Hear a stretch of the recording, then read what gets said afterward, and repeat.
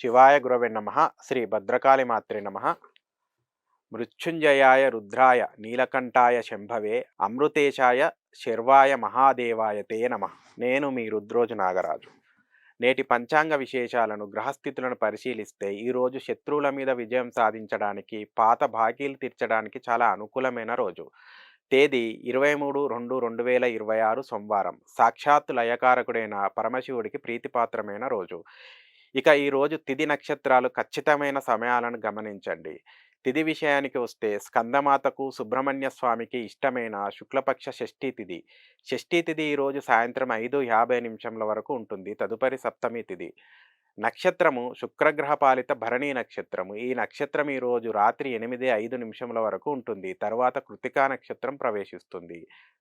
జ్యోతిష శాస్త్రంలో భరణీ నక్షత్ర అధిదేవత యమధర్మరాజు. ఇది క్రూర నక్షత్రం కాబట్టి ఈరోజు కొత్త వాహనాలు కొనడం, శుభకార్యాలు చేయడం లేదా దూర ప్రయాణాలు పెట్టుకోవడం అస్సలు మంచిది కాదు.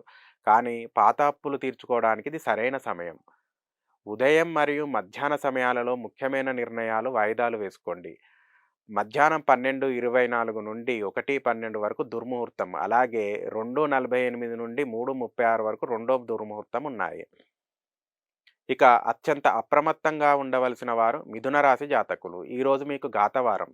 సోమవారం చంద్రుడు, భరణీ నక్షత్రాధిపతి శుక్రుడు, శుక్రచంద్రుల ప్రభావం వల్ల ఈరోజు మిథున రాశి వారికి విలాసాల మీద మోజు పెరుగుతుంది.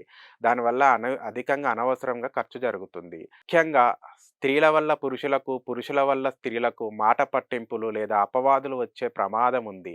మానసిక ప్రశాంతత లోపిస్తుంది. దోష నివారణకి ఈరోజు శివాలయానికి వెళ్ళి శివుడికి పాలతో అభిషేకం చెయ్యండి లేదా అమ్మవారికి ఎర్రటి పూలను సమర్పించండి.